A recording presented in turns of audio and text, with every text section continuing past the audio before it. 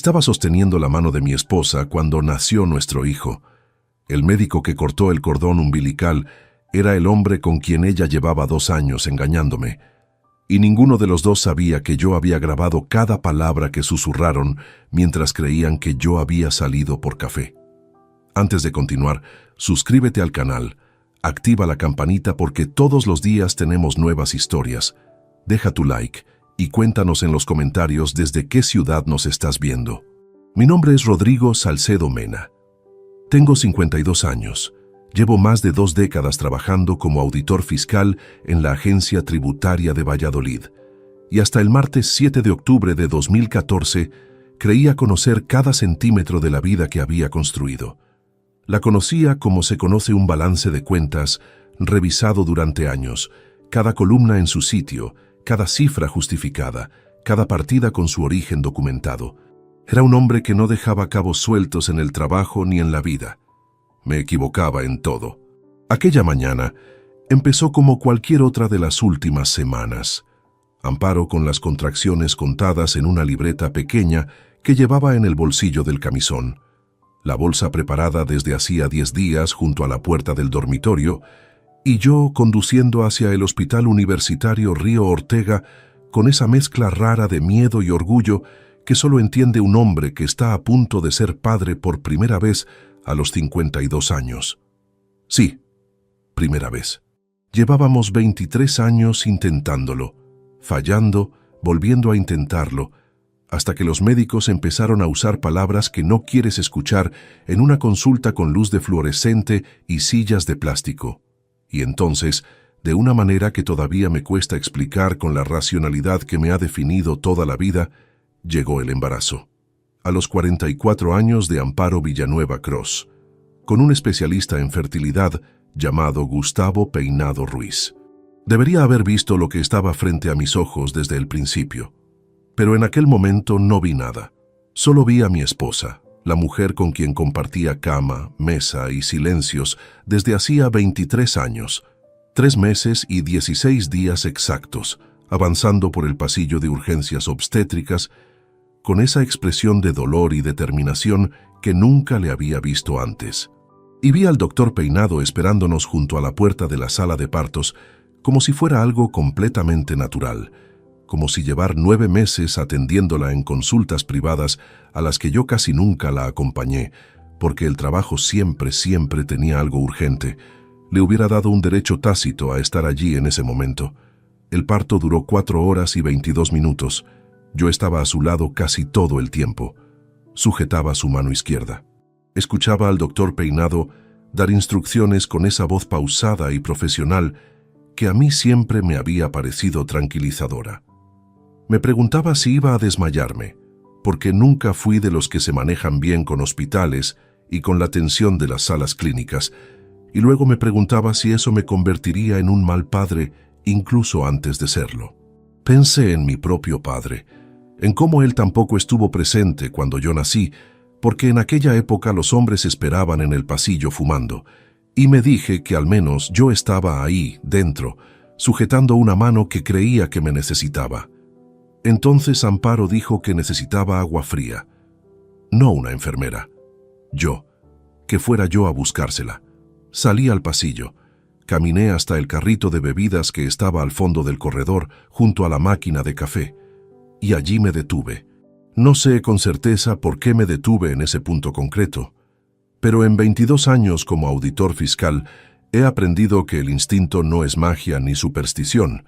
Es la acumulación silenciosa de datos que el cerebro procesa mucho antes de que tú seas consciente de estar procesándolos. Algo me detuvo junto a aquella máquina de plástico gris con el vaso de agua fría en la mano y me hizo girar lentamente para mirar hacia la sala de partos. La puerta no estaba completamente cerrada. Volví. No hacia la sala, hacia el lateral del pasillo, donde una cortina de separación colgaba entre 2 espacios de recuperación. Me situé detrás de ella sin hacer ruido. Saqué el teléfono del bolsillo del pantalón. Pulsé el botón de grabar sin saber del todo por qué lo hacía, como si otra parte de mí, la parte que llevaba meses sumando detalles pequeños que no terminaban de cuadrar, ya supiera exactamente lo que estaba a punto de encontrar. Guardé silencio absoluto y escuché. Amparo acababa de dar a luz hacía menos de 4 minutos. El bebé estaba siendo atendido en la cuna de calor por la enfermera. Y en ese instante, con la sala aún impregnada de antiséptico y el monitor cardíaco emitiendo sus pitidos regulares e indiferentes, mi esposa tomó la mano de Gustavo Peinado de una manera que ningún paciente toma la mano de su médico, y le preguntó, en voz baja, con esa voz que yo conocía de las conversaciones privadas a deshora, si el plan seguía en pie. El doctor respondió que sí, que solo necesitaban que yo firmara el registro del bebé, que con el nombre de la criatura inscrito bajo mi apellido, los derechos sucesorios quedaban garantizados sin que nadie pudiera cuestionarlos, que nadie iba a sospechar nada, porque yo no era el tipo de hombre que sospecha. El teléfono no me tembló en la mano. Eso me sorprendió entonces, y me sigue sorprendiendo ahora cuando lo recuerdo. Lo que sí noté fue que mis ojos dejaron de mirar la cortina y se fijaron en un punto absurdo e irrelevante, una mancha amarillenta en el rodapié de la pared, justo a la altura del suelo, con una forma vagamente parecida a un contorno de mapa. Me quedé mirando esa mancha durante lo que debieron ser unos 10 o 12 segundos, mientras el cerebro intentaba ordenar lo que los oídos acababan de registrar. El ruido del tráfico de la calle llegaba amortiguado a través del cristal. Alguien en el pasillo exterior empujaba una camilla con ruedas que chirriaban con cada junta del suelo. El monitor cardíaco seguía pitando, completamente ajeno a todo lo que acababa de romperse. Respiré despacio. Apagué la grabación. Volví al pasillo caminando con normalidad, entré al cuarto de baño más cercano, cerré con llave y me miré en el espejo durante un minuto entero sin reconocerme del todo. Me eché agua fría en la cara 2 veces, me sequé con papel y regresé a la sala de partos con el vaso de agua para Amparo, como si no hubiera escuchado nada, como si el suelo no se hubiera abierto bajo mis pies en un pasillo de hospital un martes de octubre. Ella me sonrió cuando entré. Esa sonrisa que yo había creído durante 23 años que era solo mía. Aquella noche, cuando Amparo descansaba con el bebé en brazos y la habitación estaba en silencio, guardé el teléfono dentro de un libro técnico de auditoría tributaria que había traído en mi bolsa, entre las páginas centrales del capítulo sobre fraude documental. Era el único lugar en aquella habitación donde nadie lo buscaría jamás. Amparo nunca había abierto un libro técnico en su vida. Semanas después, ese libro se convertiría en la pieza que lo destruiría todo. Pero esa noche, de pie junto a la ventana del hospital mirando las luces de Valladolid sin verlas realmente, solo me hice una pregunta que no pude responderme. ¿Cuánto tiempo llevaba construyendo una vida dentro de una mentira? Todavía no sabía cuántas capas tenía esa traición, y cada semana que pasó me reveló algo peor. Para entender lo que ocurrió en aquel hospital, hay que entender primero el tipo de hombre que soy. No el hombre que fui después de todo esto, sino el que fui durante décadas antes de que nada de aquello sucediera. Porque la traición no cae en el vacío, cae sobre algo concreto, sobre años acumulados, sobre una forma de ver el mundo que se construye despacio y que, cuando se fractura, lo hace con un ruido que solo escucha quien la vivió por dentro. Nací en Valladolid en 1962, el segundo de 3 hijos de un empleado de banca y una maestra de primaria que cosía uniformes escolares por las noches para llegar a fin de mes. Crecí en un piso pequeño del barrio de La Rondilla, en un edificio donde el ascensor llevaba roto desde antes de que yo naciera y donde los veranos olían a esparto y a tomates asándose en los balcones. Mi padre llegaba a casa a las 8, se sentaba a la mesa, cenaba en silencio y al día siguiente repetía. Era un hombre que no hablaba mucho, pero que siempre estaba. Eso era lo que yo entendía entonces por ser padre, estar siempre, aunque no dijeras nada. Estudié económicas en la Universidad de Valladolid con una beca que mi madre renovaba cada año con orgullo visible. En aquella época los apuntes se sacaban a mano. Las bibliotecas cerraban a las 9 de la noche y el dinero de la semana lo llevabas justo. Terminé la carrera en 1985, con 22 años, y una certeza que nadie me había enseñado, pero que yo había ido construyendo sola, que la única manera honesta de avanzar era trabajar más que el de al lado y no pedirle nada a nadie. Me presenté a las oposiciones de la agencia tributaria en 1988. Las aprobé al segundo intento y desde entonces no he trabajado en otro sitio. Conocí a Amparo Villanueva Cross en la boda de un compañero de facultad en la primavera de 1990.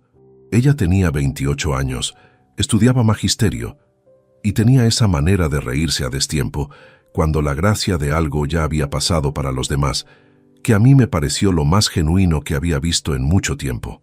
Nos hicimos novios 3 meses después.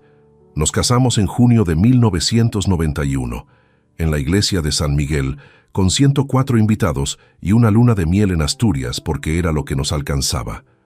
No hubo viaje al extranjero ni hotel de 5 estrellas. Hubo lluvia fina en Llanes, un restaurante de mariscos donde Amparo pidió nécoras por primera vez en su vida y yo pagué con los últimos billetes de la cuenta que habíamos abierto esa misma semana. Guardé el ticket de aquella cena durante años en la cartera, sin saber muy bien por qué. Supongo que era mi forma de guardar pruebas incluso de las cosas buenas. Los primeros años del matrimonio fueron austeros y tranquilos, de una manera que ahora reconozco como una forma de felicidad que no supe nombrar en su momento. Vivíamos en un piso de alquiler en la calle Duque de la Victoria, ahorrábamos con método, y los domingos desayunábamos churros y leíamos el periódico antes de salir a caminar por el Pisuerga. Cuando compramos el piso propio, en 1997, Amparo lloró en el umbral antes de entrar. Yo nunca le pregunté exactamente por qué lloraba. Supuse que era de alegría y no insistí. Esa fue una de mis muchas omisiones de aquellos años. Suponer en lugar de preguntar, dar por entendido en lugar de decir en voz alta. Trabajé mucho, demasiado, si soy completamente honesto desde el punto donde me encuentro ahora. Las auditorías se acumulaban, los expedientes no esperaban, y yo era el tipo de funcionario que se queda hasta tarde no porque alguien se lo exija, sino porque no soporta dejar un informe sin cerrar. Amparo pasó muchas noches sola en ese piso que habíamos comprado juntos. Cenas sin compañía, fines de semana con mi maletín abierto sobre la mesa del comedor. Yo lo interpretaba como responsabilidad hacia la familia que sostenía. Ahora entiendo que también fue una forma de abandono, aunque nunca fuera esa mi intención. La intención no borra las consecuencias. Los hijos no llegaron. No por falta de intención, sino por razones que los médicos explicaban con términos técnicos que Amparo anotaba en una libreta pequeña de tapas azules, y yo escuchaba sin terminar de asimilar del todo. Hubo 3 intentos de fecundación in vitro entre 2004 y 2009. 2 fracasaron antes de los 3 meses. El tercero llegó hasta las 16 semanas. Ese fue el golpe del que ninguno de los dos habló como merecía hablarse, porque yo no sabía cómo abrirme en ese sentido, y Amparo cerró una puerta dentro de sí misma después de aquel invierno que no volvió a abrir conmigo jamás. Debería haberla buscado detrás de esa puerta. No lo hice. La vida continuó con esa resignación silenciosa que a veces se confunde con estabilidad. Teníamos un buen nivel económico. Viajábamos 1 o 2 veces al año. Los veranos los pasábamos en una casa rural que alquilábamos siempre en el mismo pueblo de Zamora. Ella había dejado la docencia directa y gestionaba una pequeña academia de refuerzo escolar en el barrio. Yo seguía en la agencia, ascendido a auditor jefe de unidad desde 2007. Desde fuera, cualquiera hubiera dicho que éramos una pareja madura y sin sobresaltos. Entonces, en el otoño de 2012, Amparo me dijo que quería intentarlo una vez más, una última vez, con un especialista privado que le habían recomendado, un médico llamado Gustavo Peinado Ruiz, con consulta en el Paseo de Zorrilla. 42 años, formación en fertilidad en Barcelona. Muy buenas referencias según ella. Acepté sin dudarlo. Pensé que si eso era lo que necesitaba para cerrar definitivamente ese capítulo, merecía la pena intentarlo. Las primeras consultas las acompañé. Peinado me pareció correcto, profesional. con esa distancia clínica que a mí siempre me ha generado confianza. Pero el trabajo se fue acumulando, como siempre, y Amparo comenzó a ir sola con la naturalidad de quien no quiere molestar. Yo lo interpreté como la madurez de una mujer que ya había pasado por demasiados trámites médicos como para necesitar compañía en cada visita. Cuando me anunció el embarazo en enero de 2013, lloramos los dos en la cocina de casa, con el café a medio beber sobre la encimera y la luz gris de enero entrando por la ventana. Era biológicamente posible, los médicos lo confirmaron sin dudar. Era improbable, pero no imposible. Me aferré a lo posible, porque eso es lo que hacen los hombres de mi generación cuando la vida les da algo que llevan años esperando. No preguntan demasiado de dónde viene, solo dan gracias de que haya llegado. Eso fue exactamente lo que hice, y resultó ser el error más caro de toda mi vida. El embarazo cambió el ritmo de la casa de una manera que yo recibí como algo completamente natural. Amparo había esperado tanto tiempo aquello que nadie en su sano juicio le habría reprochado que lo convirtiera en el centro de su atención. Las consultas se multiplicaron. Los libros sobre maternidad tardía ocuparon la mesita de noche y ella desarrolló esa costumbre nueva de anotar fechas y observaciones en una agenda de piel marrón que guardaba siempre en el cajón inferior de su escritorio.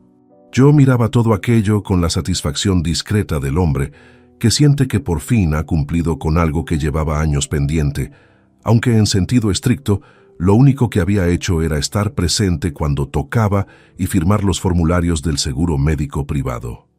Las consultas con Gustavo Peinado Ruiz seguían siendo casi siempre en solitario. Al principio lo interpreté como una prolongación de la dinámica que ya se había establecido antes del embarazo. Amparo conocía los pasillos de aquella clínica del Paseo de Zorrilla mejor que yo. Conocía los nombres de las enfermeras, sabía en qué mostrador se recogían los resultados y cuánto tiempo había que esperar si el doctor llevaba retraso. Era su territorio médico, construido a lo largo de meses de visitas que yo no había podido o no había querido acompañar. Resultaba lógico que siguiera moviéndose allí con esa autonomía que le era propia. Pero hay cosas que uno registra sin darse cuenta de que las está registrando. La primera fue en marzo de 2013, un jueves. Amparo había ido a una revisión de rutina por la tarde y llegó a casa cerca de las 8. Nada fuera del ordinario. Me contó que todo iba bien, que el doctor Peinado estaba satisfecho con la evolución, que el peso era el correcto para esa semana de gestación. Me senté a su lado en el sofá, le di un beso en la sien y en ese momento percibí un detalle pequeño que no cuadró del todo. Olía diferente. No era su perfume habitual, ese agua de colonia floral que llevaba desde los primeros años del matrimonio y que yo asociaba sin pensarlo a las mañanas de los sábados en casa. Era algo más intenso, más amaderado, con una nota que no reconocí y que no pertenecía a ninguno de los frascos de su tocador. No dije nada. Me dije que había probado algo nuevo en alguna perfumería, o que quizá una amiga le había ofrecido su colonia al cruzarse con ella. Esa es la mecánica del autoengaño. Siempre hay una explicación razonable disponible si uno quiere encontrarla. La segunda fue en mayo. Estábamos terminando de cenar cuando sonó su teléfono. Lo cogió con normalidad, miró la pantalla y se levantó de la mesa con un gesto entre casual y apresurado para contestar en el pasillo. Desde la cocina escuché fragmentos. Una voz baja, monosílabos, un sí, mañana y luego silencio. Cuando volvió, le pregunté quién era. Me dijo que el consultorio del doctor Peinado, que querían confirmar el horario de la revisión del día siguiente. Lo acepté sin más. Eran las 11:23 de la noche, pero las clínicas privadas a veces tenían turnos administrativos extendidos, o al menos eso me dije. El tercer detalle llegó en julio, durante la semana de la festividad de Santiago. Habíamos quedado para cenar con Jacinto Orellana Vega, mi amigo de infancia, y con su mujer Dolores en un restaurante de la calle Correos, que a los 4 nos gustaba desde hacía años. Amparo canceló esa misma tarde, 2 horas antes de la reserva, con un dolor de espalda que describió como agudo e insoportable. Me quedé en casa con ella. Llamé a Jacinto para disculparnos y pasamos la noche en casa viendo la televisión. El dolor de espalda remitió hacia las 10 con 2 analgésicos y ella durmió sin problema alguno. 3 días después, Jacinto me llamó al móvil mientras yo salía de una reunión de auditoría interna. Me preguntó cómo estaba Amparo, si ya se había recuperado. Le dije que sí, que había sido algo pasajero. Hubo una pausa breve al otro lado de la línea, de esas pausas que no son vacías, sino que contienen algo que el otro no sabe si decir. Luego habló. Me comentó que la noche de la cena cancelada, saliendo del restaurante con Dolores, había visto a Amparo en la terraza de un local a 3 calles de distancia. Estaba sentada frente a un hombre de unos 40 años, moreno, de complexión media, con camisa clara. No pudo identificarlo desde donde estaba. Me quedé en silencio unos segundos con el teléfono en la mano, en el aparcamiento de la agencia, con el sol de julio golpeando el asfalto.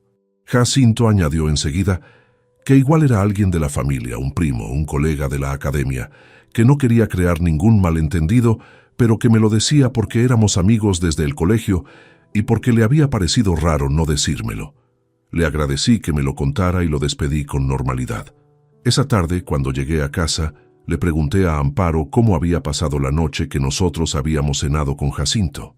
Me dijo que había dormido casi todo el tiempo, que el analgésico la había dejado aturdida.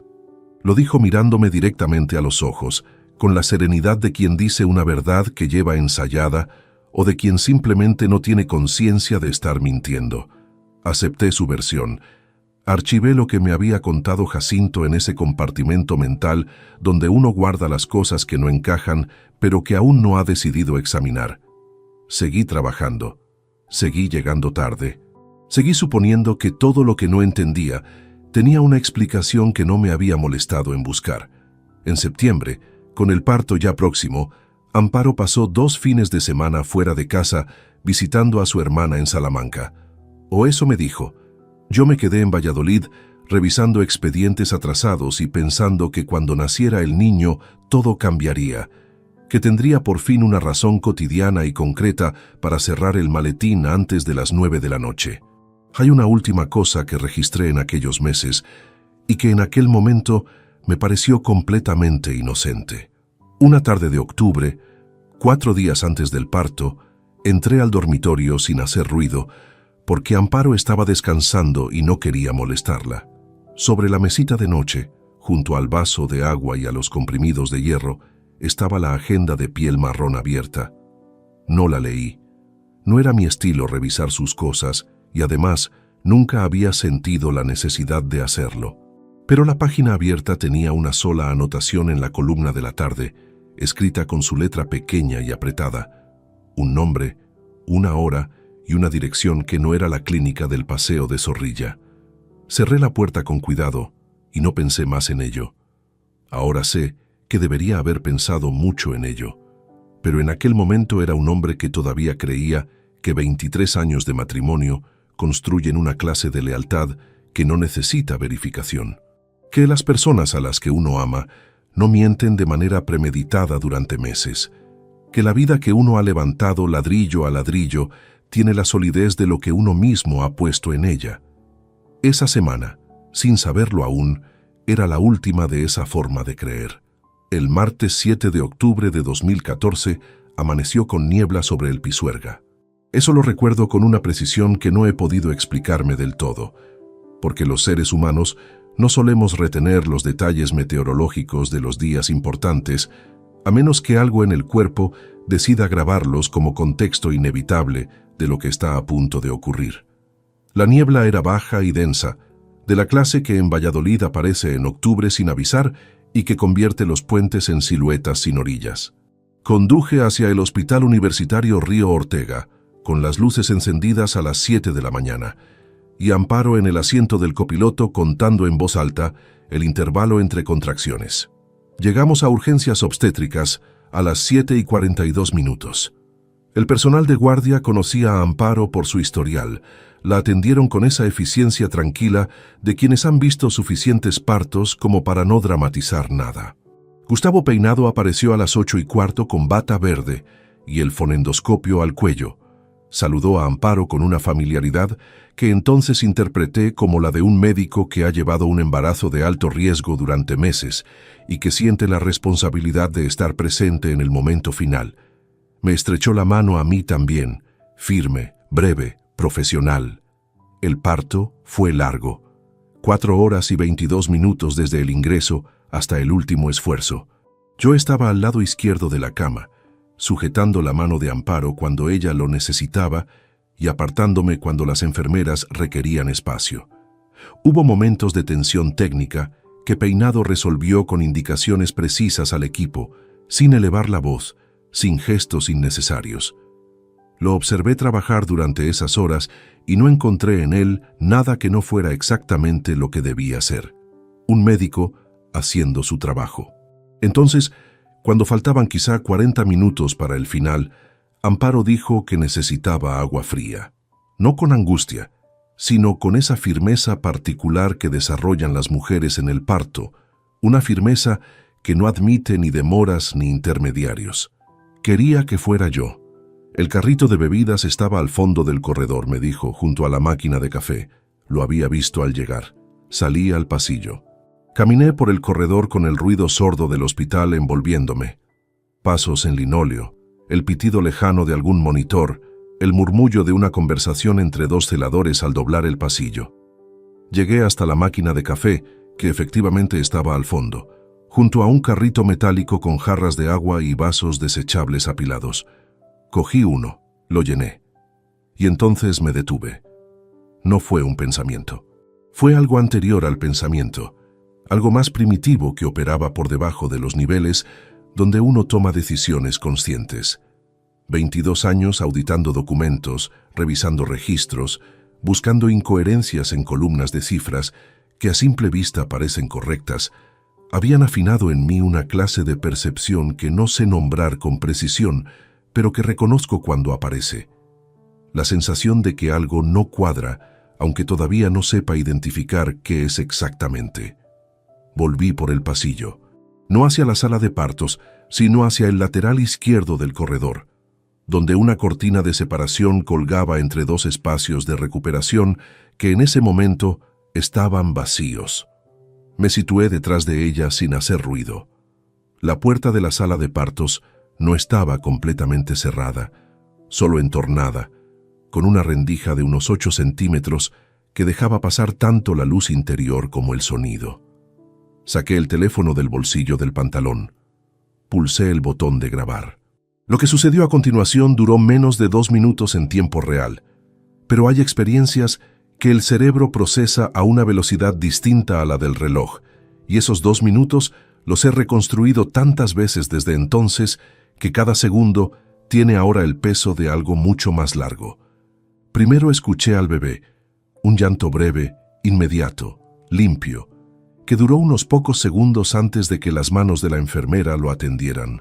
Ese sonido llegó hasta mí detrás de la cortina y algo en el pecho se abrió de una manera que no esperaba, una emoción física y repentina que tuve que sujetar con fuerza porque no era el momento ni el lugar para dejarla salir. Luego escuché la voz de Amparo, exhausta y baja, con ese tono de quien acaba de hacer algo que ha agotado hasta el último recurso disponible. Dijo su nombre, el nombre de Gustavo, no doctor, solo el nombre. Hubo un silencio de 3 o 4 segundos. Luego ella preguntó si el plan seguía en pie. Me quedé completamente inmóvil, el vaso de agua en la mano izquierda, el teléfono en la derecha, la espalda contra la pared fría del corredor. Mis ojos dejaron de mirar la rendija de la puerta y se fijaron con esa disociación absurda que produce el shock verdadero en un punto del rodapié de enfrente. Una mancha amarillenta de forma irregular, con un contorno vagamente parecido al perfil de una península, justo a ras del suelo donde la pintura blanca había cedido a la humedad. Me quedé mirando esa mancha durante lo que debieron ser 10 o 12 segundos, mientras el cerebro intentaba hacer algo con lo que los oídos acababan de capturar. El monitor cardíaco del bebé emitía sus pitidos regulares e indiferentes. Fuera, en la calle, el tráfico de la mañana llegaba amortiguado a través del cristal de una ventana próxima. Un autobús frenando. El motor de un camión de reparto en ralentí. La voz de Gustavo Peinado respondió con una calma que me heló más que cualquier grito. Dijo que sí, que todo seguía según lo previsto, que solo faltaba un paso, que necesitaban que yo registrara al niño, que firmara el reconocimiento paterno en el registro civil, que una vez que el apellido de Salcedo quedara inscrito en el acta de nacimiento, los derechos sucesorios de la criatura quedaban jurídicamente garantizados sin que nadie tuviera motivo para cuestionarlos. Dijo con una naturalidad que todavía me resulta difícil de asimilar que yo no era el tipo de hombre que levanta sospechas sobre las cosas que tiene delante. Amparo respondió algo que no llegué a escuchar con claridad porque su voz cayó a un murmullo, pero el tono era de alivio. El tono inconfundible de alguien que confirma que algo complicado está a punto de resolverse. El teléfono no me tembló en la mano. Eso me sorprendió en aquel momento y me sigue resultando extraño cuando lo recuerdo. El cuerpo adoptó una rigidez funcional que he visto en otras personas durante situaciones de impacto severo y que en mí se manifestó como una concentración extraña, casi técnica, en los detalles del entorno inmediato. La textura rugosa del vaso de plástico entre los dedos, la temperatura fría del agua que comenzaba a traspasar el material, el olor a antiséptico mezclado con el aire seco de la calefacción hospitalaria, el pitido del monitor, la mancha en el rodapié. Apagué la grabación. Esperé 20 segundos detrás de la cortina sin moverme, escuchando si había más voces, más palabras. Solo llegó el ruido ordinario de una sala médica cerrando una fase de trabajo, el roce de guantes de látex, el sonido metálico de una bandeja, la voz de la enfermera dando una indicación rutinaria sobre la temperatura del recién nacido. Entré al cuarto de baño más próximo, cerré con llave. Me miré en el espejo durante aproximadamente 1 minuto sin reconocerme del todo.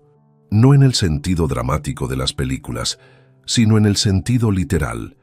El hombre que me devolvía el espejo era el mismo de siempre, con la misma camisa azul que me había puesto esa mañana, con las mismas arrugas en las comisuras de los ojos que tengo desde los 45, pero dentro de ese hombre acababa de ocurrir algo que todavía no había encontrado su lugar. Me eché agua en la cara, me sequé. Guardé el teléfono en el bolsillo interior de la chaqueta, junto al pecho. Volví a la sala con el vaso de agua. Amparo levantó los ojos cuando entré. Tenía al bebé sobre el pecho, envuelto en una manta verde de hospital, con los ojos cerrados y los puños apretados, con esa contundencia compacta de los recién nacidos. Me miró con una sonrisa lenta, agotada, que yo había esperado ver durante 23 años. Me acerqué, le di el agua, miré al niño y no dije nada de lo que sabía, porque un auditor fiscal no actúa con una sola prueba. Un auditor fiscal construye el expediente completo antes de abrir ningún procedimiento, y lo que tenía en el bolsillo interior de la chaqueta era solo el principio de un expediente que aún estaba muy lejos de estar cerrado. Esa noche dormí en el hospital, o más exactamente, estuve en el hospital durante la noche sin dormir en ningún momento. Permanecí sentado en la silla de plástico azul que había junto a la cama de Amparo, mientras ella descansaba con el bebé en la cuna de aluminio a su lado. Y me dediqué a lo único que sabía hacer cuando la situación superaba cualquier marco de referencia conocido: observar, registrar, mantener la compostura exterior mientras por dentro intentaba ordenar algo que se resistía a toda clasificación. El niño dormía con esa inmovilidad absoluta de los recién nacidos que a veces asusta a quienes no la conocen. Respiraba. Los monitores confirmaban que todo era normal. Una enfermera entró 2 veces durante la madrugada para comprobaciones de rutina. Saludó en voz baja, se fue. Amparo durmió casi sin interrupciones desde las 11 de la noche. Yo no aparté los ojos del techo durante horas, con el teléfono dentro del bolsillo interior de la chaqueta que había doblado sobre el respaldo de la silla, notando su peso como si hubiera aumentado de densidad desde que pulsé el botón de grabar. A las 6 de la mañana del miércoles 8 de octubre, cuando la luz gris del amanecer comenzó a filtrarse por la persiana entornada de la habitación, me levanté con cuidado, cogí la chaqueta y salí al pasillo sin despertar a nadie. Fui al servicio del fondo del corredor. Me lavé la cara, me peiné con los dedos, me miré en el espejo unos segundos y decidí que lo que necesitaba en ese momento era aire que no oliera a hospital. Le dije a la enfermera de guardia que salía un momento a desayunar y que volvería antes de que Amparo se despertara. Bajé en ascensor, crucé el vestíbulo principal, empujé la puerta de cristal hacia el exterior. La mañana de octubre tenía esa frialdad húmeda que en Valladolid precede al sol de otoño, cuando el cielo todavía no ha decidido si va a aclarar del todo. Me subí el cuello de la chaqueta y caminé sin rumbo fijo durante 2 manzanas, luego 3, hasta que me encontré delante de mi coche estacionado en la calle de Ramón y Cajal, donde lo había dejado la mañana anterior antes de que todo cambiara. Me subí, cerré la puerta, apoyé la frente en el volante.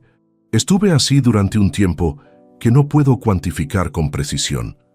Podían haber sido 10 minutos o podían haber sido 40.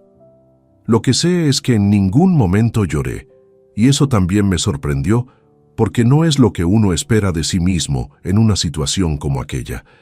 Lo que sentí fue algo distinto al llanto, una especie de contracción interna, como si el cuerpo estuviera cerrando compuertas una por una para evitar que algo se desbordara antes de tiempo. Saqué el teléfono del bolsillo. Reproduje la grabación con el volumen bajo, casi pegado al oído. La escuché de principio a fin, luego la rebobiné y la escuché una vez más, esta vez prestando atención no a las palabras, sino a los matices. El tono de Amparo, la cadencia de peinado, la ausencia de duda en ambas voces. No era una conversación improvisada, era la confirmación de algo que llevaba tiempo acordado, con los términos ya establecidos y los pasos ya numerados. La herencia, el registro, mi apellido como instrumento. Volví a guardar el teléfono. Un auditor fiscal aprende muy pronto que la diferencia entre una prueba y una evidencia concluyente es la diferencia entre ganar y perder un procedimiento. Una grabación de audio sin contexto documental puede ser cuestionada, relativizada, sacada de su marco. Un abogado competente puede argumentar que el audio es fragmentario, que fue editado, que carece de autenticidad certificada. He visto expedientes sólidos desmoronarse en sede administrativa por falta de respaldo documental suficiente. No iba a cometer ese error con lo más importante que había tenido entre manos en toda mi vida profesional y personal. Necesitaba construir el expediente completo. Eso significaba no moverme antes de tiempo. Significaba volver al hospital, sentarme junto a la cama de Amparo, mirar al niño, decir las cosas que un padre dice en esas circunstancias, recibir las visitas de los conocidos que pasarían por allí durante los días siguientes, firmar los formularios de alta, conducir de vuelta a casa, llevar la bolsa de la maternidad al interior, preparar el cuarto del bebé que habíamos montado en junio. Significaba seguir siendo Rodrigo Salcedo Mena, auditor fiscal, marido de 23 años, padre primerizo a los 52, exactamente el hombre que Gustavo Peinado había descrito como alguien que no levanta sospechas sobre lo que tiene delante. Esa descripción, que él había pronunciado como un halago a su propio plan, se convertiría en su peor error de cálculo. Antes de arrancar el coche, tomé una decisión sobre el teléfono. No podía tenerlo en un cajón de casa, ni en el coche, ni en ningún lugar que Amparo pudiera alcanzar por casualidad. Necesitaba un sitio que cumpliera 2 condiciones simultáneas: accesible para mí en cualquier momento y completamente invisible para ella. La respuesta llegó sola, con esa sencillez que tienen las soluciones cuando uno deja de forzarlas.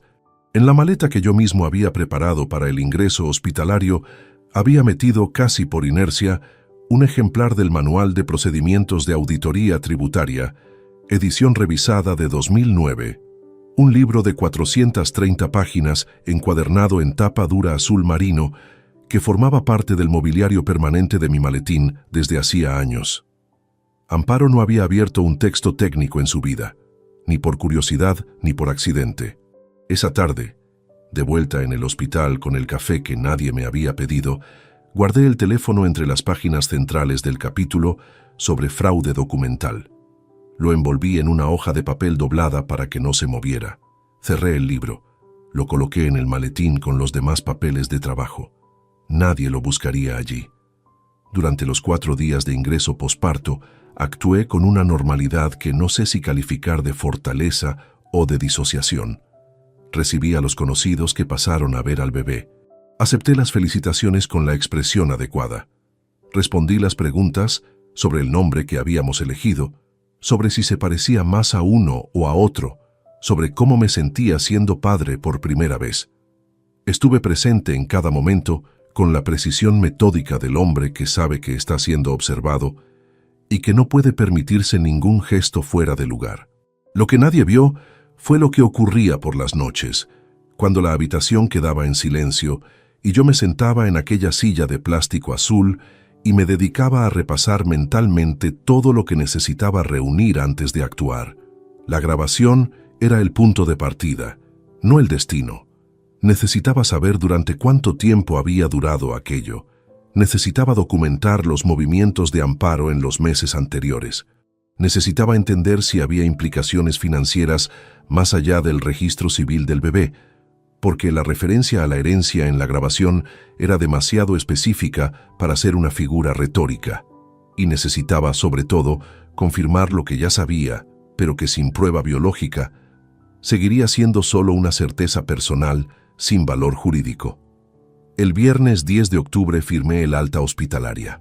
Conduje a casa con Amparo en el asiento del copiloto y el bebé en el sillín trasero homologado que habíamos instalado en junio. El cielo sobre Valladolid era de un azul claro e indiferente que no correspondía en nada a lo que yo llevaba dentro. Metí la bolsa de maternidad en casa. Preparé el biberón de las 3, puse la lavadora. Actué como el hombre que debía parecer ser y esperé, porque la paciencia no es pasividad. En 22 años de auditoría, aprendí que el momento de intervenir nunca es el primero en que uno tiene información suficiente para actuar, sino el último en que puede hacerlo sin dejar ningún flanco abierto. Todavía no había llegado a ese momento, pero cada día que pasaba me acercaba un paso más a él, y eso era lo único que me permitía levantarme cada mañana y desayunar frente a Amparo como si el mundo siguiera siendo el lugar que ella creía que yo habitaba. La primera herramienta que utilicé no fue un detective ni un abogado. Fue algo que llevaba conmigo desde hacía más de 2 décadas y que no requería ninguna contratación externa. Mi propio criterio analítico. Antes de involucrar a nadie más, antes de hacer ninguna llamada que pudiera dejar rastro o levantar cualquier señal de alerta, me senté durante 3 noches consecutivas en el escritorio de casa mientras Amparo dormía con el bebé. Abrí los extractos bancarios de los últimos 3 años y los revisé con la misma metodología sistemática que aplicaba a los expedientes de fraude fiscal en la agencia. Un auditor no busca primero las anomalías grandes. Las anomalías grandes son las que cualquiera puede ver. Lo que distingue a un auditor con experiencia es la capacidad de detectar el patrón dentro de lo pequeño, la regularidad sospechosa que se esconde en las líneas que nadie mira porque parecen insignificantes. En los extractos de la cuenta conjunta no encontré ninguna transferencia llamativa, ningún cargo de cifra elevada que no tuviera justificación aparente. Pero encontré algo más revelador que eso. Una serie de reintegros en efectivo de 200 euros realizados con una periodicidad aproximada de 3 semanas, siempre un martes o un miércoles, siempre en cajeros del centro de Valladolid, distribuidos a lo largo de 26 meses. En total, 6.800 euros extraídos en metálico de forma gradual y silenciosa, en cantidades suficientemente pequeñas como para no disparar ninguna alerta doméstica, pero suficientemente regulares como para constituir un patrón inequívoco. 6.800 euros que no aparecían en ningún gasto rastreable de la vida doméstica que yo conocía. Anoté las fechas, los importes y los cajeros en un cuaderno que guardé dentro del mismo maletín donde estaba el libro con el teléfono. Luego revisé los recibos del seguro médico privado que habíamos contratado cuando comenzaron las consultas de fertilidad. La póliza cubría visitas de seguimiento y procedimientos diagnósticos, pero no intervenciones complejas de reproducción asistida. Lo que encontré al revisar los cargos fue que varios de los copagos correspondientes a las últimas revisiones del embarazo habían sido abonados directamente por Amparo en efectivo, sin pasar por el seguro, en fechas que no coincidían con ninguna de las citas que ella me había mencionado. Visitas que no existían en el calendario que yo conocía, horas que no habían sido contadas en voz alta. Guardé todo en el cuaderno, cerré el maletín, fui a acostarme. 3 días después llamé a Jacinto Orellana Vega, desde el teléfono fijo de la agencia, durante la pausa del mediodía, y le pedí que nos viéramos para tomar algo. Jacinto tiene 54 años, lleva 30 trabajando como técnico de mantenimiento industrial en una empresa de componentes de automoción en el polígono de San Cristóbal, y es el único hombre al que conozco que no ha cambiado sustancialmente desde que teníamos 12 años en el colegio. La misma manera directa de hablar, la misma tendencia a escuchar más de lo que habla, la misma lealtad sin condiciones que en la infancia se da por sentada y en la edad adulta se comprende que es extraordinariamente rara.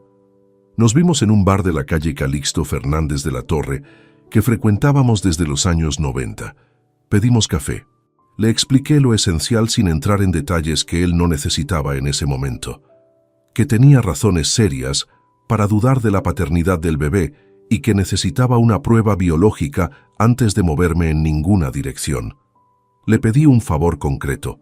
Cuando fuera a visitar al niño a casa, como había hecho ya una vez desde el alta, necesitaba conseguir discretamente una pequeña muestra biológica. Bastaba con un hisopo rozando el interior de la mejilla del bebé durante unos segundos mientras lo sostenía en brazos. Le expliqué que los análisis de paternidad privados se realizaban con muestras bucales y que el laboratorio no requería ninguna documentación de identidad del donante, solo las muestras etiquetadas. Jacinto me miró durante unos segundos sin decir nada. Luego asintió. No me preguntó si estaba seguro. No me preguntó si había considerado las consecuencias. Dijo que pasaría por casa esa semana. Lo hizo el jueves siguiente. Estuvo 40 minutos en casa. Tomó café con Amparo en la cocina, cogió al bebé en brazos con esa torpeza afectuosa que tienen los hombres que no han criado hijos propios, y cuando Amparo se giró hacia el fregadero para aclarar las tazas, hizo lo que le había pedido con una naturalidad que yo no habría podido imitar. Me entregó el hisopo en una bolsita de plástico hermética cuando nos cruzamos en el rellano de la escalera, con la excusa de que se había dejado las llaves del coche en el bolsillo de la chaqueta. Esa misma tarde envié las muestras por mensajería urgente a un laboratorio privado de análisis genéticos en Barcelona. Incluí una muestra mía obtenida de la misma manera. El resultado tardaría entre 10 y 14 días hábiles. Mientras esperaba, tomé la segunda decisión que tenía pendiente: contratar a alguien con medios de investigación que yo no poseía.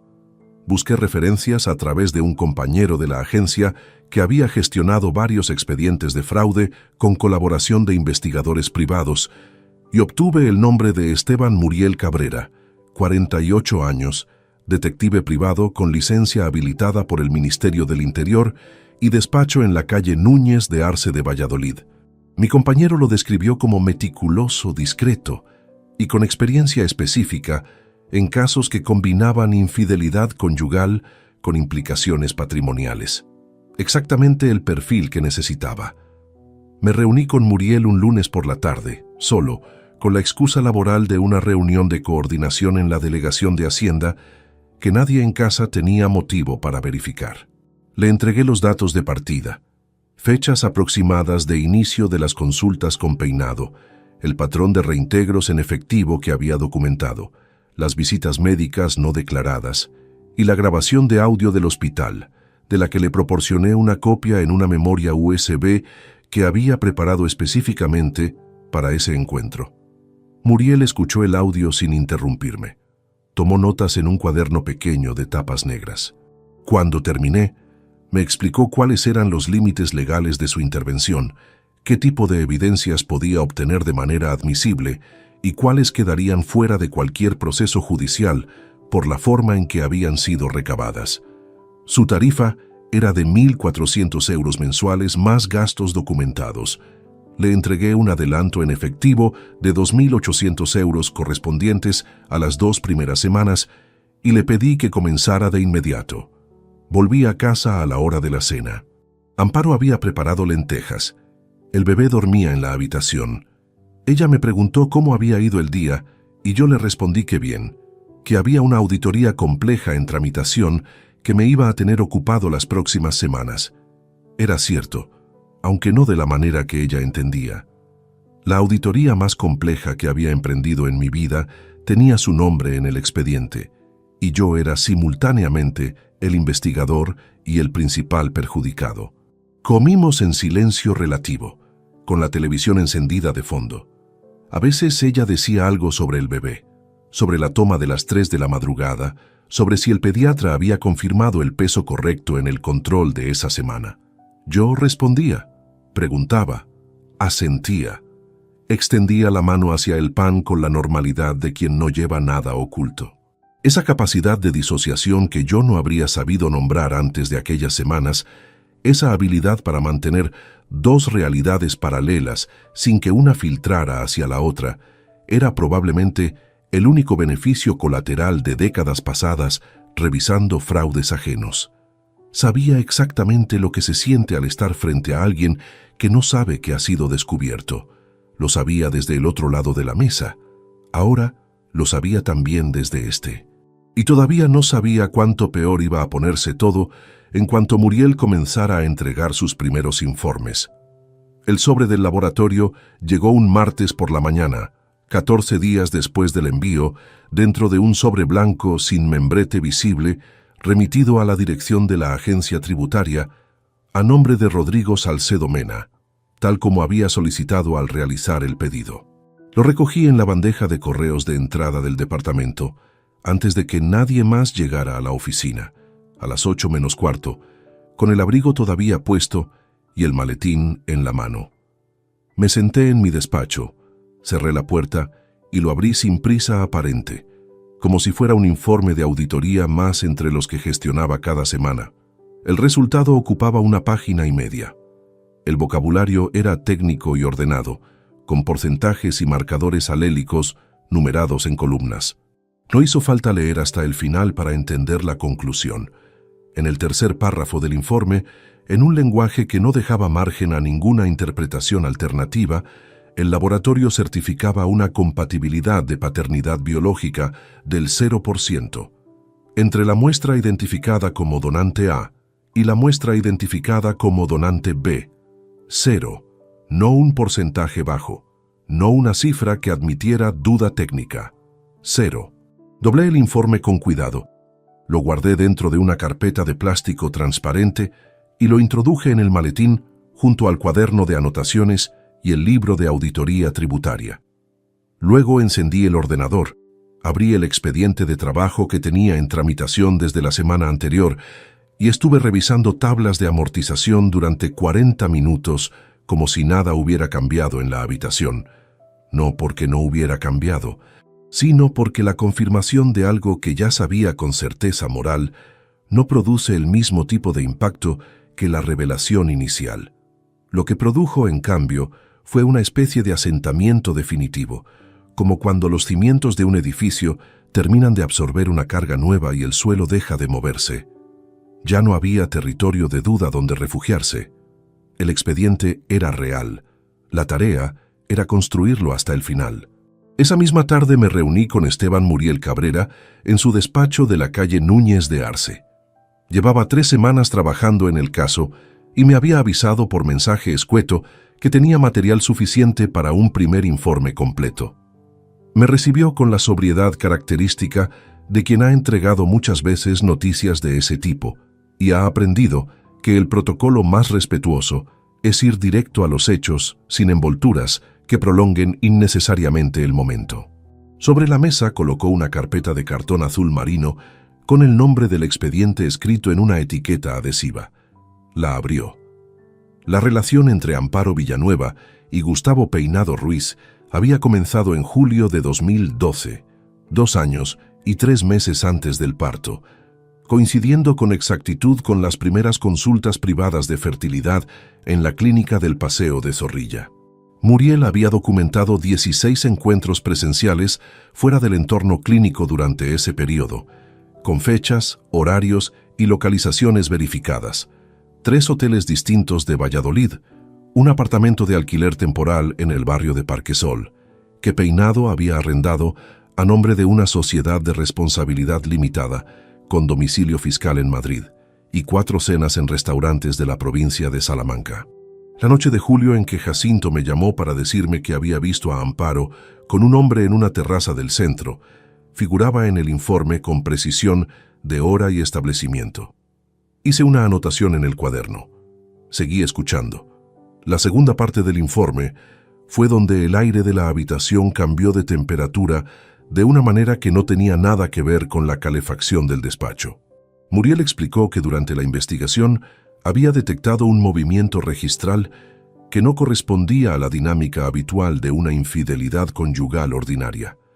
En junio de 2014, 3 meses antes del parto, Amparo Villanueva había acudido a un despacho de abogados del centro de Valladolid para una consulta sobre régimen económico matrimonial, específicamente sobre la distinción legal entre bienes gananciales y bienes privativos en caso de separación o divorcio, y sobre los derechos sucesorios de los hijos reconocidos dentro del matrimonio frente a bienes adquiridos antes de la unión conyugal. Muriel dejó caer eso con la calma de quien sabe que la frase no necesita comentario adicional para producir su efecto. Aquella consulta no era la de una mujer evaluando si abandonar un matrimonio. Era la de alguien mapeando el terreno patrimonial antes de ejecutar un paso concreto. El bebé registrado bajo mi apellido, tal como había quedado claro en la grabación del hospital, no era solo el producto de una relación paralela, era el instrumento jurídico de una estrategia de acceso al patrimonio que yo había ido construyendo durante 3 décadas, pero no había terminado.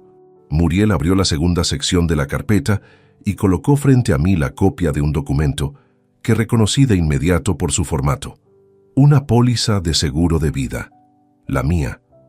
La había suscrito en 2003 a través de la gestoría que llevaba mis asuntos fiscales personales, como parte de una planificación patrimonial rutinaria que en aquel momento me pareció una gestión tan ordinaria como renovar el seguro del coche. Beneficiaria única. Amparo Villanueva Cross. Capital asegurado. 320.000 euros. No había nada ilegal en eso. Era lo habitual en un matrimonio sin hijos. Lo que Muriel me mostró a continuación sí era otra cosa. Entre los materiales de investigación, el detective había obtenido por medios que prefirió no detallar en el informe escrito el contenido parcial de varias conversaciones entre Amparo y Peinado a través de una aplicación de mensajería instalada en el teléfono de ella. No el texto completo, que habría requerido métodos fuera del marco legal, sino capturas de pantalla que Peinado había enviado desde su propio dispositivo a una dirección de correo electrónico que Muriel había logrado asociar a su nombre. En esas capturas aparecían fragmentos de conversaciones donde ambos discutían, con una normalidad que resultaba más perturbadora que cualquier dramatismo, la división del capital de la póliza de seguro en caso de que yo falleciera en los próximos años. Amparo calculaba plazos. Peinado mencionaba la viabilidad de esperar. Había una frase de ella, escrita con la frialdad de quien redacta un presupuesto doméstico, que decía que con el niño registrado y la póliza vigente, la situación estaba lo suficientemente cubierta como para ser pacientes. Leí esa frase 3 veces. La tercera vez no la leí. La miré sin procesar las palabras, con los ojos fijos en la tinta impresa sobre el papel blanco, mientras en algún lugar por debajo del nivel de los pensamientos formulados ocurría algo que no sé describir con precisión. No fue rabia. La rabia ya había pasado por mí en el hospital como un tren que no para en todas las estaciones. Lo que sentí frente a ese papel fue algo más frío y más permanente. La comprensión definitiva de que la persona con quien había desayunado esa mañana, la persona que me había pedido que bajara a comprar el pan porque el bebé la tenía agotada, llevaba meses contemplando mi muerte como una variable financiera dentro de un plan de vida que incluía a otro hombre. No dije nada durante unos segundos. Luego pregunté a Muriel si todo el material estaba correctamente documentado respecto a su origen y cadena de custodia, en términos que lo hicieran presentable ante una asesoría jurídica. Me dijo que sí, que había sido cuidadoso exactamente en ese punto desde el principio. Le pedí que preparara una copia adicional de todo el expediente en formato físico y otra en soporte digital cifrado. Pagué la segunda mensualidad. Salí a la calle. Era última hora de la tarde y Valladolid estaba encendiendo las farolas con esa parsimonia automática que tienen las ciudades cuando oscurece antes de lo que uno recuerda. Caminé hasta el coche. Me senté dentro. No arranqué durante un buen rato. Había creído hasta esa tarde que lo más difícil de todo aquello había sido la noche del hospital. Me equivocaba. Lo más difícil fue ese momento específico, frente al volante, asimilando que la traición que yo había empezado a investigar como una infidelidad prolongada tenía en realidad una dimensión que yo no había contemplado del todo hasta ese instante. No solo habían planeado usar a ese niño para acceder a lo que yo había construido, también habían contemplado un escenario en el que yo no estaría presente para impedirlo. Lo que ocurriría a continuación ya no era solo una cuestión de dignidad personal o de justicia conyugal. Era algo que necesitaba el respaldo de alguien que conociera cada recoveco de la legislación española en materia de familia y de patrimonio, y necesitaba ese respaldo antes de dar ningún paso más. Consuelo Fraguas Nieto tenía 51 años. El despacho en la segunda planta de un edificio de la calle Ferrari y una reputación en el foro jurídico vallisoletano que no necesitaba publicidad porque se sostenía sola desde hacía casi 20 años.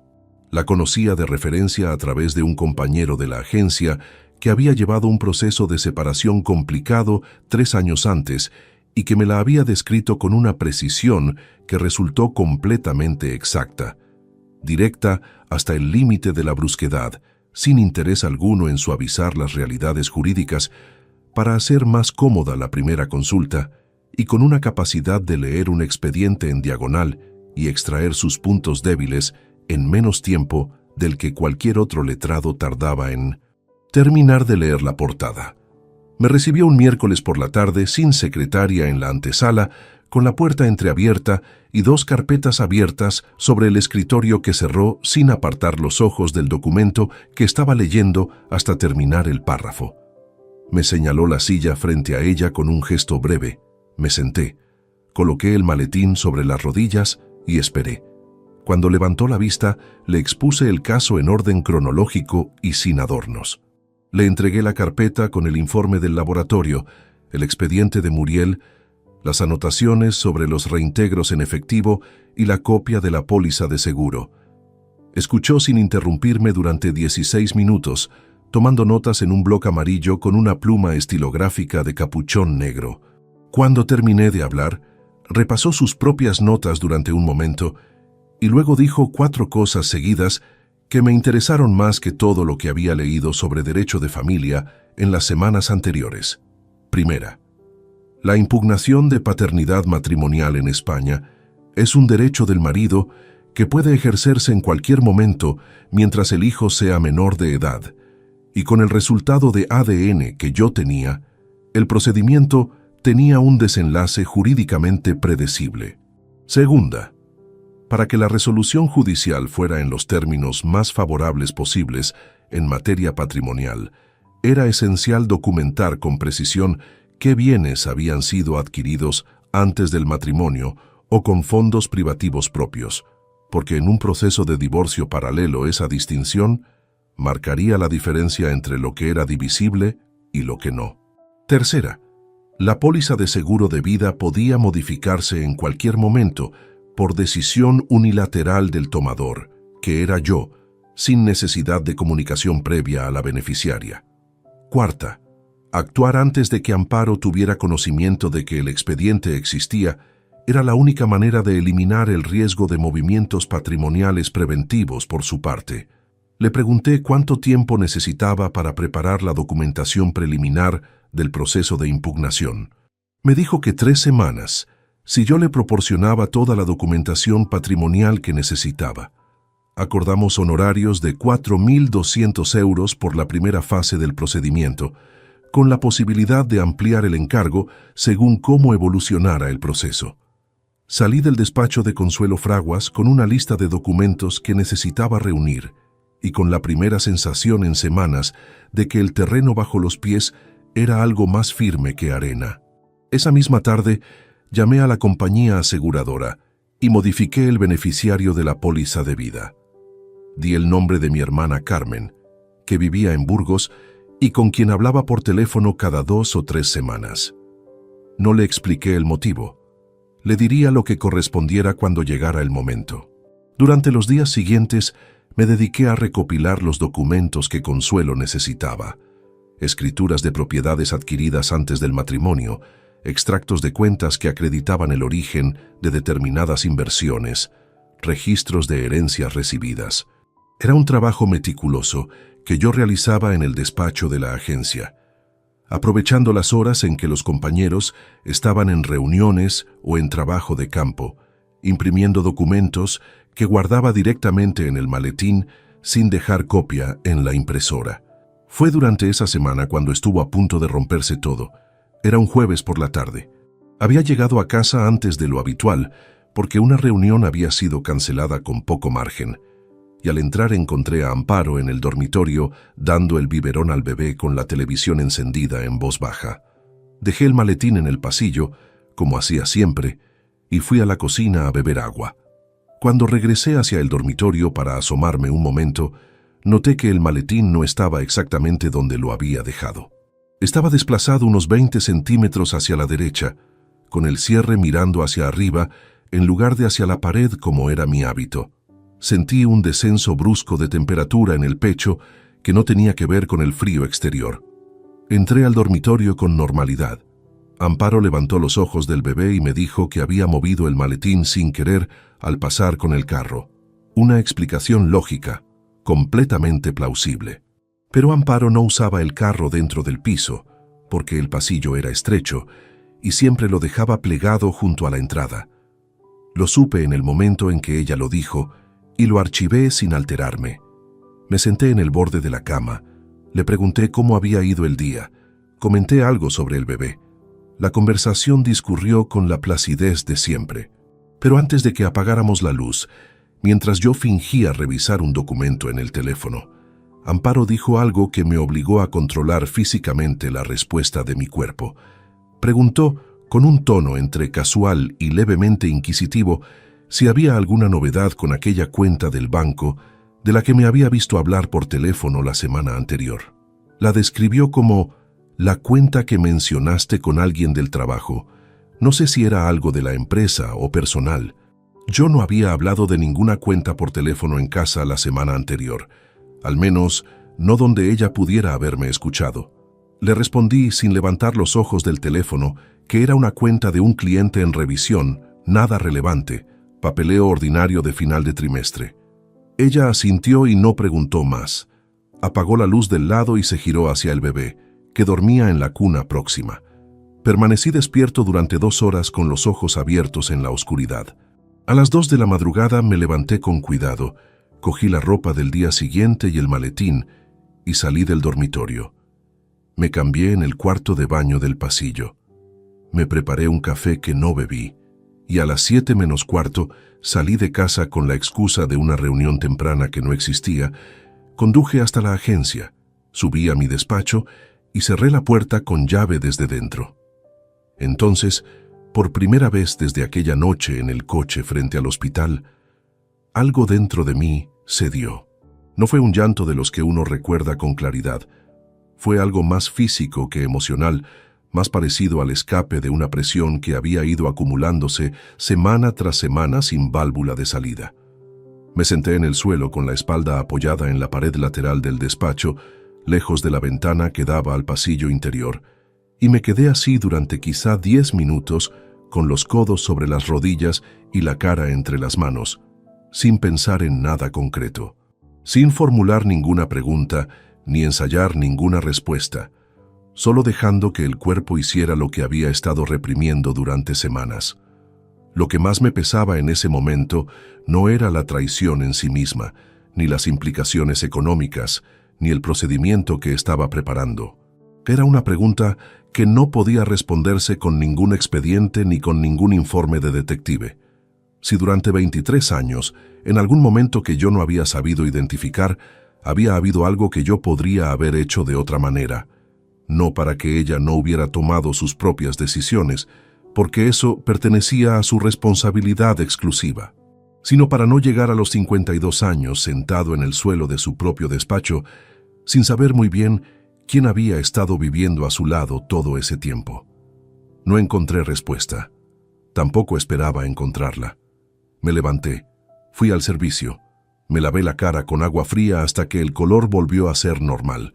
Me até bien la corbata frente al espejo y volví al escritorio. Saqué el maletín. Comprobé que todo estaba en su sitio, el libro de auditoría con el teléfono entre sus páginas, el cuaderno con las anotaciones, la carpeta con los documentos de Consuelo. Encendí el ordenador y seguí trabajando, porque lo que había ocurrido en el suelo de ese despacho no cambiaba nada de lo que tenía que hacerse. Solo confirmaba que debía terminarlo antes de que el esfuerzo de sostener aquella doble realidad me costara algo que ya no pudiera recuperar. La pregunta ya no era si actuar, sino cuándo y de qué manera exacta. Y esa respuesta estaba a punto de tomar su forma definitiva. Consuelo Fraguas tardó exactamente 19 días en preparar la documentación preliminar de la demanda de impugnación de paternidad.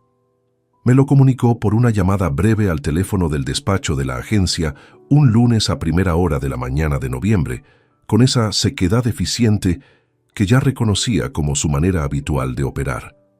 Me dijo que necesitaba una reunión de 2 horas para revisar el borrador completo antes de proceder al protocolo. Quedamos para el miércoles siguiente. Durante esos 19 días, seguí haciendo lo que llevaba semanas haciendo. Vivir dentro de aquella casa como si nada hubiera fracturado el interior de las paredes. Me levantaba a la misma hora, desayunaba frente a Amparo, preguntaba por el bebé con la atención del padre que se incorpora despacio a una rutina nueva. Salía hacia la agencia, volvía a una hora razonable. Los fines de semana salíamos a caminar por el parque del Plantío o por el paseo del Pisuerga, cuando el tiempo lo permitía, con el carro y el bebé entre los dos, exactamente como cualquier pareja madura que ha esperado mucho tiempo aquello y ahora lo pasea con orgullo discreto. Había un detalle que Amparo repitió en varias ocasiones durante aquellas semanas y que yo registré cada vez con una atención que ella no podía percibir. Cada vez que alguien le preguntaba por el bebé, ya fuera por teléfono o en algún encuentro casual en el barrio, decía que se parecía a mí, no de manera forzada ni exagerada, sino con la naturalidad de quien ha ensayado esa respuesta hasta que fluye sin esfuerzo. Yo asentía, sonreía, y guardaba el detalle en el mismo lugar donde guardaba todo lo demás. El miércoles de noviembre llegué al despacho de Consuelo con el maletín completo. Revisamos el borrador de la demanda durante 1 hora y 40 minutos. Consuelo había estructurado el escrito con una precisión que reconocí inmediatamente como equivalente a lo que yo habría aplicado a un informe de auditoría complejo. Cada afirmación respaldada por su documentación correspondiente, cada hecho cronológicamente situado, el resultado del análisis genético citado con todos los datos del laboratorio emisor. La impugnación de paternidad iba acompañada de una solicitud de medidas cautelares para evitar la disposición de determinados bienes durante la tramitación del proceso. Le pregunté cuánto tiempo tardaría el procedimiento en resolverse una vez presentada la demanda. Me respondió que dependía de la carga del juzgado de familia correspondiente, pero que con las pruebas que teníamos la fase de instrucción no tenía recorrido largo. 1 año, quizá menos, si no había recursos dilatorios por parte contraria. Le di instrucción de prepararlo todo para la presentación, pero le pedí que no lo presentara todavía. Necesitaba elegir el momento, no por indecisión, sino por la misma razón por la que un auditor no firma el acta de inspección hasta que el expediente está completo en todos sus folios, Presentar la demanda antes del confronto directo le daría a Amparo tiempo de reacción suficiente para preparar su posición. Quería que ambas cosas ocurrieran con tan poco margen entre una y otra que no hubiera espacio para maniobras preventivas. Consuelo me miró durante un segundo con una expresión que no era exactamente de aprobación, pero tampoco de desacuerdo. Me dijo que lo entendía y que el borrador estaría listo para firmar en el momento en que yo lo decidiera. Salí del despacho con la carpeta bajo el brazo y tomé la decisión sobre el momento mientras bajaba la escalera. Jacinto. Le pediría a Jacinto que viniera a cenar a casa. No como testigo en ningún sentido legal, porque el confronto que yo estaba planeando no era un acto jurídico, sino una conversación, y las conversaciones no necesitan testigos para ser reales. Lo necesitaba allí por una razón más elemental, porque hay momentos en la vida de un hombre en que conviene tener al lado a alguien que te conoce desde que tenías 12 años, no para que haga nada, sino simplemente para que esté. Lo llamé esa misma tarde. Le dije que quería que cenara con nosotros el viernes de la semana siguiente. No le expliqué más. Jacinto preguntó si debía llevar vino. Le dije que sí. Durante los días que quedaban hasta esa fecha, el comportamiento de Amparo siguió siendo el de alguien que no percibe ninguna señal de amenaza en el entorno inmediato. Eso era, en cierta medida, lo más perturbador de todo. No porque esperara que fuera descuidada o torpe, sino porque confirmaba hasta qué punto mi capacidad de mantener la apariencia había sido eficaz. Ella vivía dentro de una sensación de seguridad que yo había construido con el mismo cuidado metódico con que ella había construido su plan. La diferencia era que el mío tenía fecha de vencimiento y ella no lo sabía. Un sábado por la mañana la encontré en el cuarto del bebé midiendo la pared con una cinta métrica. Sobre la cama había varios catálogos de decoración infantil abiertos por páginas con esquinas dobladas. Me preguntó si me gustaba más el estante con forma de nube o el que tenía forma de casita. Le dije que el de la nube. Me sonrió. Continuó midiendo. Me apoyé en el marco de la puerta unos segundos observándola.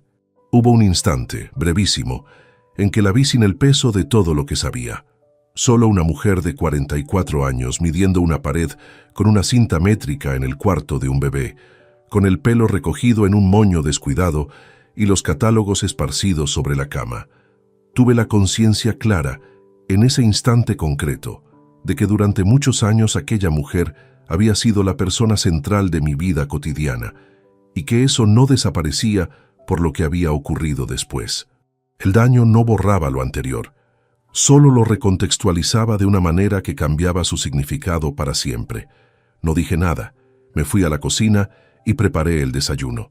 El martes anterior a la cena del viernes hice las 2 últimas gestiones que quedaban pendientes. La primera fue transferir a una cuenta a mi nombre exclusivo, abierta en una sucursal bancaria distinta a la habitual, el importe correspondiente a determinados fondos de inversión que Consuelo había identificado como privativos por su origen anterior al matrimonio. La operación era completamente legal, estaba respaldada por la documentación que habíamos preparado y dejaba un rastro contable limpio que cualquier perito podría verificar sin dificultad. La segunda fue reunirme una última vez con Esteban Muriel para confirmar que no había novedades relevantes en el seguimiento de las últimas semanas. Me confirmó que los movimientos de Peinado y Amparo habían sido ordinarios, sin señales de que ninguno de los dos hubiera detectado nada fuera de lo habitual. Me entregó la factura final por sus servicios, 2.900 euros correspondientes a las semanas restantes del encargo. Los pagué en efectivo. Esa noche, mientras Amparo dormía, saqué el libro de auditoría tributaria del maletín por última vez. Abrí el capítulo sobre fraude documental. Extraje el teléfono de entre las páginas con cuidado, como si el objeto hubiera adquirido un peso distinto al que tenía cuando lo guardé allí semanas atrás. Comprobé que la grabación seguía intacta. La copié en 2 memorias USB distintas que guardé en lugares separados. Luego, puse el teléfono a cargar en el enchufe del despacho doméstico. El libro lo dejé sobre el escritorio, cerrado, con el lomo hacia arriba. El viernes llegó con un frío seco y limpio propio del noviembre castellano. Compré el vino yo mismo por la mañana, 2 botellas de un Ribera del Duero que Jacinto y yo habíamos bebido juntos en otras ocasiones. Preparé la cena con calma durante la tarde. Amparo me preguntó si era algún aniversario que se le había olvidado. Le dije que no, que tenía ganas de cenar bien en casa. Cuando Jacinto llegó a las 9:45, me estrechó la mano en el recibidor y me miró a los ojos durante un segundo más de lo habitual. No dijo nada. No hizo falta. Nos sentamos a la mesa los tres. Abrí el primer vino, serví las copas y esperé a que Amparo dejara de hablar del bebé para sacar la carpeta que había dejado sobre la silla a mi derecha, fuera de su ángulo de visión desde antes de que ella bajara al comedor.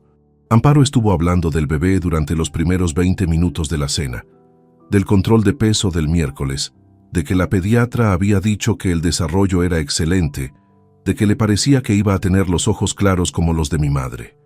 Jacinto escuchó con la atención educada de quien no tiene hijos propios y sabe que en esas situaciones el papel correcto es el de oyente. Yo serví el segundo vaso de vino, hice algún comentario sobre la comida, pregunté si quería más pan. Esperé a que hubiera un silencio natural, no uno forzado, no una pausa que yo provocara para crear un efecto. Un silencio que llegó solo cuando Amparo terminó una frase sobre los catálogos de decoración del cuarto y tomó el tenedor para continuar cenando. Entonces apoyé los cubiertos sobre el plato con cuidado. Me limpié la boca con la servilleta. Me giré hacia la silla a mi derecha y cogí la carpeta.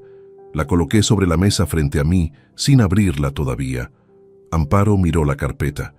Luego me miró a mí. Había en su expresión un destello de algo que no llegó a ser pregunta, una especie de alerta instintiva que el cuerpo activa antes de que la mente sepa exactamente de qué tiene que alertarse. Jacinto dejó el vaso de vino sobre el mantel despacio y no volvió a tocarlo. Le dije a Amparo que íbamos a hablar de algo importante y que prefería que lo hiciéramos aquí, en casa, en la mesa donde habíamos cenado juntos durante 23 años, con calma y sin interrupciones. Le dije que no iba a levantar la voz en ningún momento, que no había nada en lo que estaba a punto de suceder que requiriera ningún tipo de violencia verbal, y que cuando yo terminara de hablar, tendría todo el tiempo que necesitara para decir lo que quisiera decir. Abrí la carpeta. La primera hoja que coloqué frente a ella fue el informe del laboratorio de Barcelona. Lo puse con el texto hacia arriba y lo deslicé sobre la mesa con la misma naturalidad con que uno firma un documento ordinario. Le di 3 segundos para que sus ojos encontraran el párrafo relevante. El tercero, el que contenía el porcentaje de compatibilidad biológica escrito en cifras que no requerían interpretación técnica para entenderse. Amparo no dijo nada durante un intervalo que estimé en unos 15 segundos. Sus ojos se quedaron sobre el papel con una fijeza que no era de lectura, sino de procesamiento, como cuando el cerebro recibe una información que contradice un supuesto que creía inamovible. Luego levantó la vista hacia mí con una expresión que era la primera completamente genuina que le veía en muchos meses. No la sonrisa ensayada, no la naturalidad de la mujer que no tiene nada que ocultar, sino el rostro de alguien al que acaban de retirar el suelo bajo los pies sin aviso previo. Dijo que eso no era posible. Lo dijo en voz baja, casi para sí misma, como si el comentario fuera dirigido al papel y no a mí. Le respondí que el laboratorio emitía sus certificados con protocolo de doble verificación y que el resultado era definitivo. La segunda hoja fue el resumen del informe de Esteban Muriel. No el documento completo, que tenía 32 páginas, sino el resumen ejecutivo de 4 folios que Muriel había preparado específicamente para este momento, con las fechas de los 16 encuentros documentados, las localizaciones y la cronología completa desde julio de 2012. Lo coloqué sobre el primero sin retirar el anterior. Amparo lo miró. El color de su cara había cambiado de una manera que la luz de los apliques del comedor hacía más evidente. Cruzó los brazos sobre la mesa, luego los descruzó, luego los volvió a cruzar. Buscó la mirada de Jacinto. Jacinto miró la mesa. Dijo que podía explicarlo. No con la convicción de quien tiene una explicación real, sino con el reflejo automático de quien ha sido entrenado durante meses en mantener una versión alternativa disponible para cualquier contingencia. Le dije que podía hacerlo después, cuando yo terminara. La tercera pieza no fue un documento escrito. Saqué el teléfono del bolsillo interior de la chaqueta, lo desbloqueé, busqué el archivo de audio y lo coloqué en el centro de la mesa con el altavoz hacia arriba. Pulsé reproducir. La grabación del hospital llenó el comedor durante 1 minuto y 43 segundos. Las voces eran claras. El monitor cardíaco de fondo era inconfundible. La voz de Amparo preguntando si el plan seguía en pie. La voz de Gustavo Peinado respondiendo que sí, que solo hacía falta que yo firmara el registro. La frase sobre los derechos sucesorios, la descripción de mí como alguien que no levanta sospechas. Cuando el audio terminó, el silencio que quedó en el comedor tenía una textura distinta a todos los silencios anteriores de esa casa. Amparo tenía los ojos húmedos, pero no lloraba. La mandíbula apretada, las manos planas sobre el mantel ahora, los dedos extendidos como si necesitara sentir algo sólido debajo. Luego algo en ella se rompió de una manera que no fue dramática, sino abruptamente humana. Una exhalación corta, casi un sonido sin nombre, y después las palabras que llegaron no fueron una negativa ni una justificación, sino algo más parecido a un derrumbe estructural. Dijo que no había querido que las cosas llegaran a ese punto, que al principio no era así, que Gustavo había sido la primera persona en años que la había visto realmente. Me quedé escuchándola sin interrumpirla, porque lo que describía a continuación, en esa voz rota que ya no gestionaba la imagen que presentaba al mundo, tenía una coherencia interior que yo no podía ignorar, aunque tampoco pudiera usarla como argumento a su favor. Los años de tratamientos fallidos, la sensación de que yo siempre tenía algo más urgente que atender, la distancia acumulada en silencios que ninguno de los dos había sabido romper. No era una justificación, pero era una explicación que tenía raíces en algo real, y yo lo sabía mejor que nadie, porque esas raíces habían crecido en parte en el territorio de mis propias omisiones. No le dije eso. Hay cosas que uno reconoce para sí mismo en la soledad de un despacho a las 2 de la madrugada y que no forman parte de ninguna conversación con la persona que las aprovechó para construir una traición. Son cuentas distintas que se saldan en lugares distintos. Le dije que entendía que había razones, que no estaba allí para discutir las razones, que estaba allí para informarle de que la demanda de impugnación de paternidad ya había sido preparada en todos sus términos y que sería presentada en el juzgado de familia correspondiente en los días siguientes por mi letrada Consuelo Fraguas Nieto, que el proceso seguiría su curso con independencia de cualquier conversación que pudiéramos tener esa noche o en cualquier otro momento, que junto a la impugnación se tramitaría el procedimiento de separación y que toda la documentación patrimonial estaba debidamente organizada. La rabia llegó entonces, como suele llegar, después del derrumbe y antes de la aceptación. Me dijo que no podía hacer eso, que ese niño era inocente, que yo no podía castigar a un bebé por las decisiones de los adultos. Le respondí que tenía razón en que el niño era inocente, que precisamente por eso el procedimiento legal era la vía correcta, porque establecería con claridad jurídica quién era el padre biológico de esa criatura y quién debía asumir las responsabilidades correspondientes, que ese niño merecía que su situación legal reflejara la realidad biológica y no un instrumento de planificación patrimonial. No hubo respuesta a eso. Jacinto no había pronunciado una sola palabra en toda la noche. Cuando Amparo se levantó de la mesa sin terminar la cena y se fue hacia el dormitorio, él me miró con esa expresión que solo tienen las personas que llevan 4 décadas siendo tus amigos, sin lástima, sin triunfo, solo con la presencia quieta de quien ha sido testigo de algo que nunca debería haber necesitado testigos. Le serví el resto del vino que quedaba en la botella. Recogimos la mesa en silencio. Jacinto se fue poco antes de la medianoche. En el recibidor me puso una mano en el hombro durante un segundo, sin decir nada. Cerré la puerta. Me senté en el sofá del salón, con las luces encendidas, escuchando el silencio del piso, que era un silencio diferente al de todas las noches anteriores. Desde el dormitorio no llegaba ningún sonido, solo el bebé, que se movió brevemente en algún momento y luego volvió a quedarse quieto. Al día siguiente, llamé a Consuelo Fraguas a primera hora. Le dije que presentara la demanda. Los procedimientos judiciales tienen su propio tiempo, y ese tiempo no se negocia ni se acelera por la urgencia de quien los inicia. Lo aprendí durante los meses que siguieron a aquella cena de noviembre, de la misma manera en que se aprenden las cosas que no se enseñan en ningún manual, absorbiéndolas despacio, con la paciencia obligatoria de quien no tiene otra opción que esperar a que el proceso siga su curso. Amparo se fue del piso 3 semanas después de la cena. Se llevó al bebé, la ropa, los catálogos de decoración que todavía estaban apilados sobre la mesita del cuarto. No hubo una conversación de despedida. Un martes por la mañana, cuando volví de la agencia a mediodía, la casa estaba en silencio de una manera distinta a todos los silencios anteriores, distinta incluso al silencio de aquella noche en el sofá.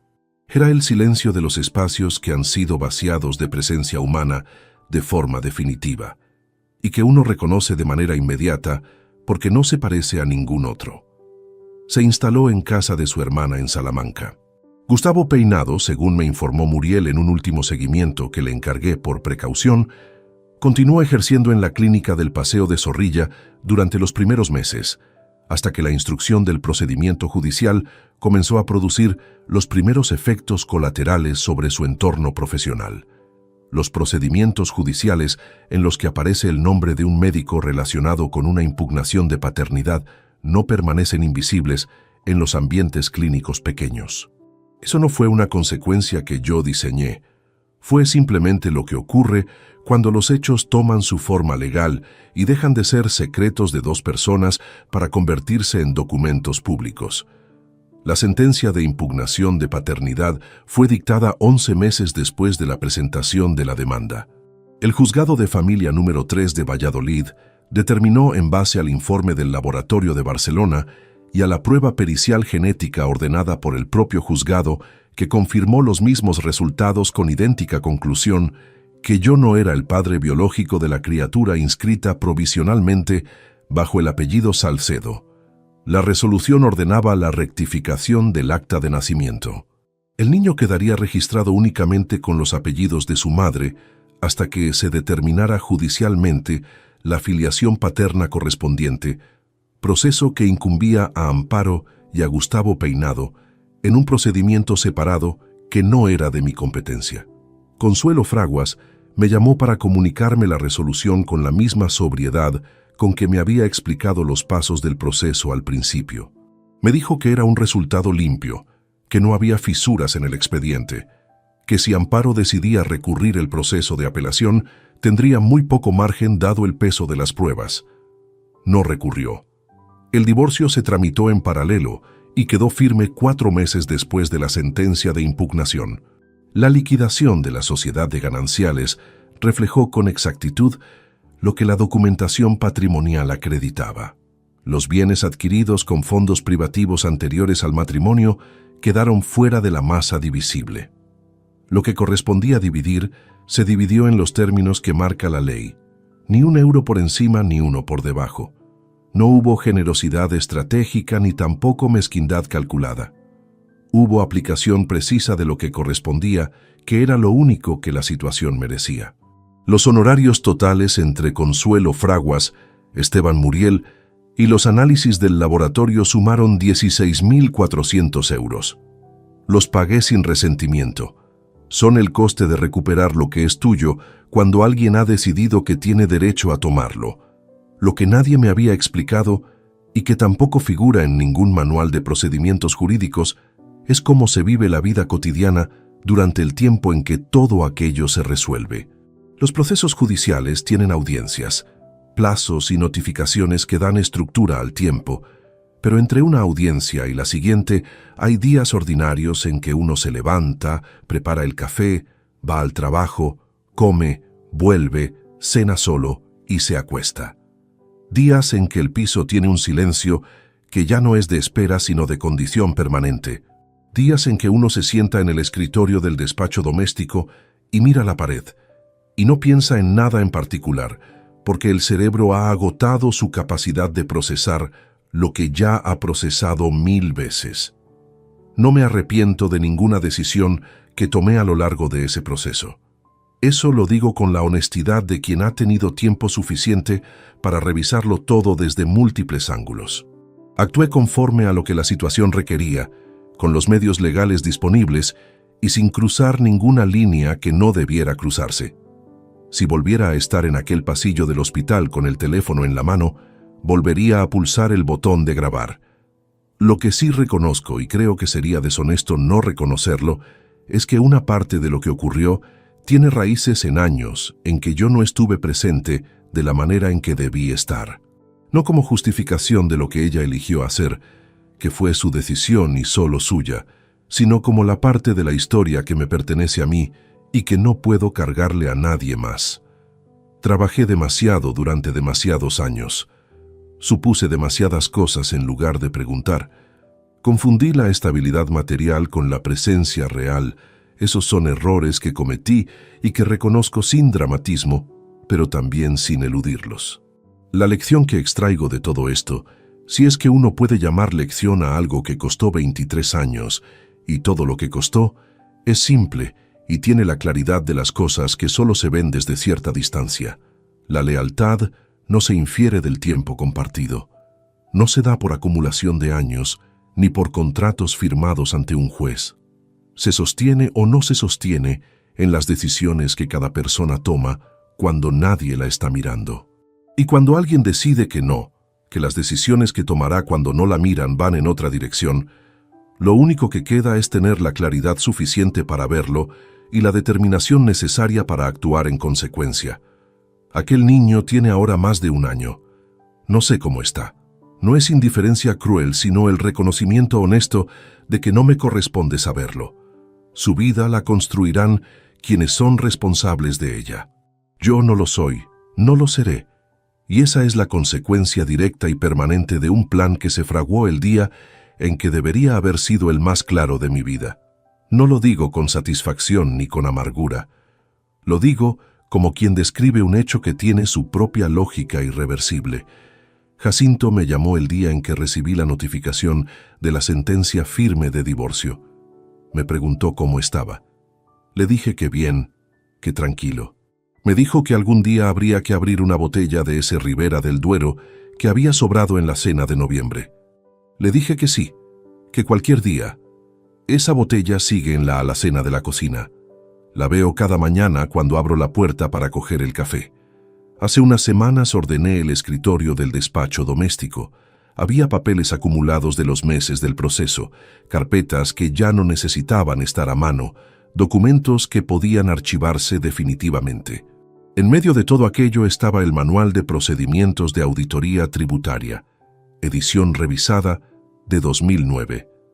Lo cogí. Lo abrí por el capítulo sobre fraude documental, la sección donde había guardado el teléfono durante semanas que ahora me parecen lejanas y al mismo tiempo completamente nítidas. Las páginas estaban ligeramente deformadas por el peso del teléfono guardado entre ellas durante tanto tiempo. Pasé el dedo por el hueco que había dejado, esa pequeña depresión rectangular en el papel que no desaparecería, aunque se cerrara el libro 1000 veces más. Lo coloqué sobre el escritorio.